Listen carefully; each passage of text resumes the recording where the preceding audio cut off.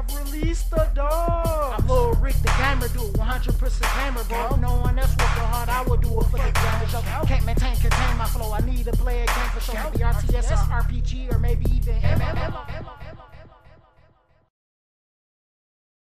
Gamer Dude 2088, and we're back for another Skylanders Ring Heroes video. As always, make sure you hit the like button if you like. If you don't like, make sure you hit the like button anyway.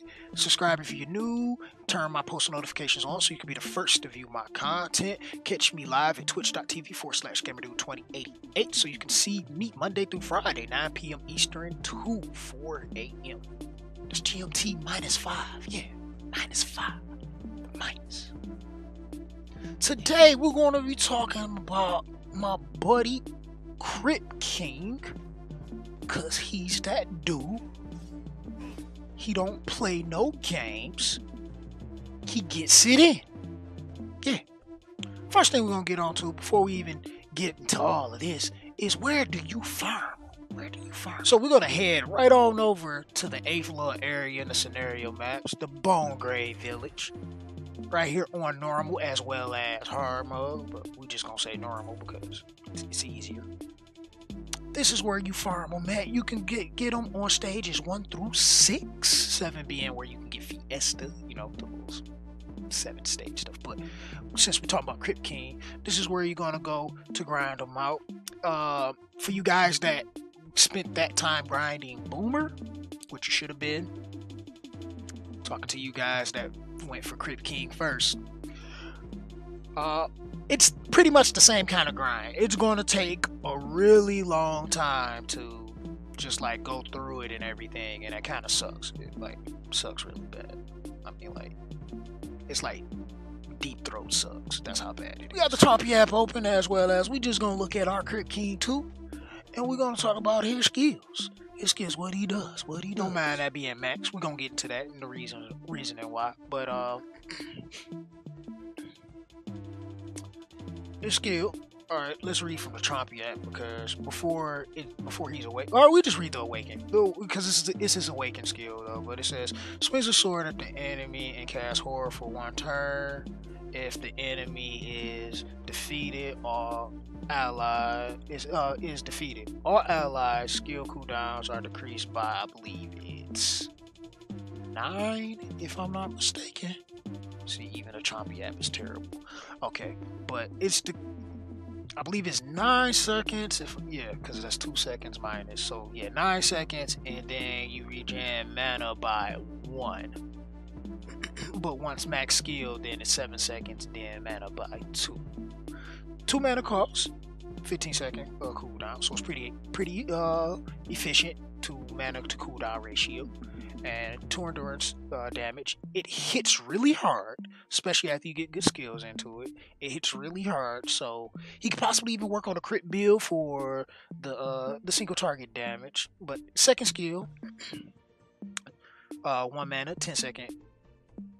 For 1 mana, 10-second cooldown. This is really excellent for 1 mana, like insane. Second skill, the Swarm. So attacks all enemies. 2 endurance damage. 1 mana, 10-second cooldown.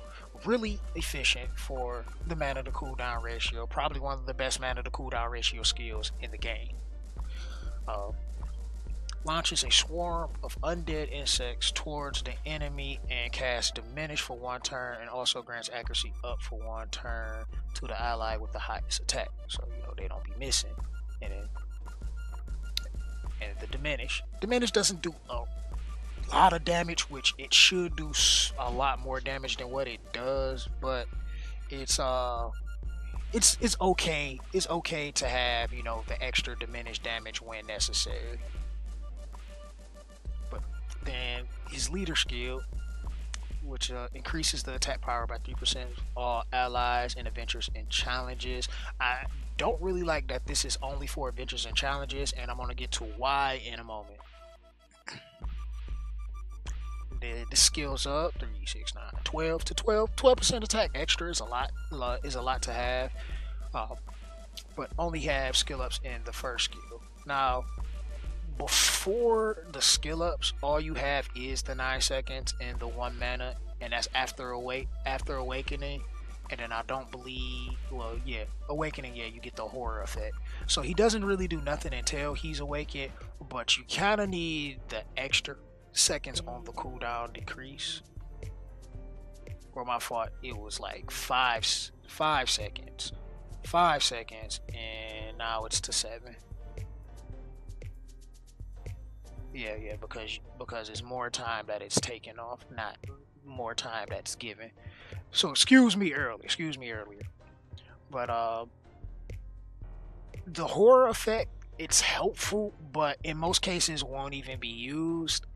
And having that extra mana is very beneficial. Problem I have personally is his usage, because his leader skill allows you to have those extra attack and adventures and challenges, makes him really good to enable other units to perform, but he kind of falls off because he doesn't really give much for other units to like do well in adventures and challenges. But where he shines at is PvP, because when you defeat a Skylander in PvP, you get 2 mana back. So if you set him up to get the final hit, whether like let's say you had Stuff Elf, but she missed a crit, so she didn't one shot, he could finish them. Not only you get that 2 mana, but you get the additional 2 upon him being max skill to give you 4 mana back. So it makes other Skylanders, like having, let's say,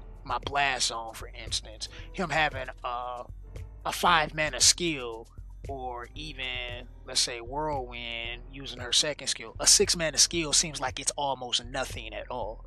So it enables you to use these higher mana skills, but only useful in the situation of PvP. And this is you manually, setting them up to do the job the way it needs to be done. So that's his biggest strength, and also his biggest weakness at the same time, because you're not going to get that much value out of him if you don't max skill this first skill.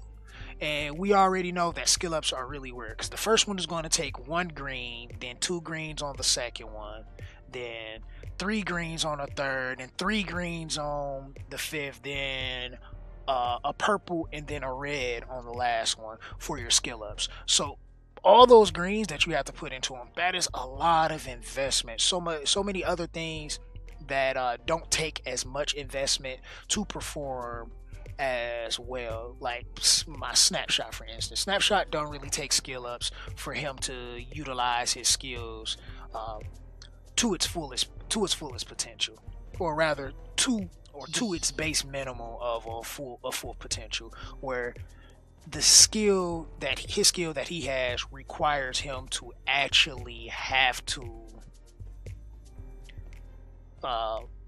get these effects off, where other units don't really have that, where you just have to get the effects. So that kind of sucks, but he's a great unit none to least. Chompy has him built. It's kind of the same way where I would go on Strike Focus, so you can be able to land his diminish to get that effect, as well as have as much attack for the diminish to be able to do as it can. I think he would be kind of optimal on a crit build as well. I haven't tested it out, but I probably will in the future.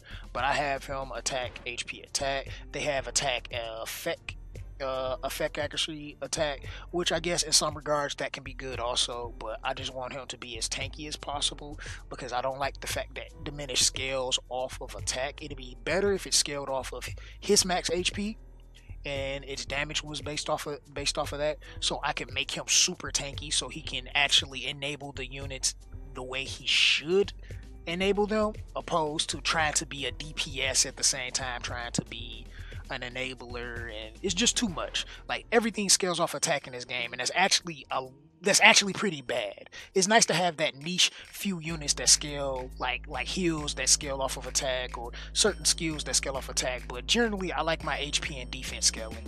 But that's me personally.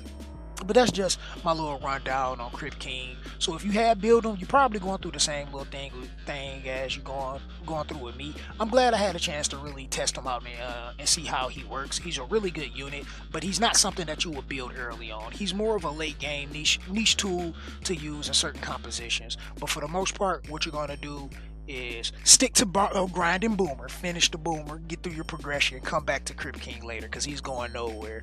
And that's just my 2 cents for this guy, and I hope you enjoyed. If you did, give the video a like. If you didn't, give the video a like because that'd be greatly appreciated. Subscribe if you're new to my page and all that goodness, and turn my post notifications on so you can be the first to view my content.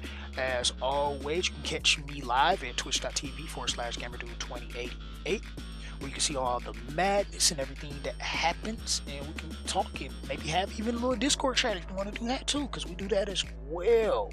Yes, and that's Monday through Friday, 9 p.m. Eastern to 4 a.m. And I'm out. Deuces.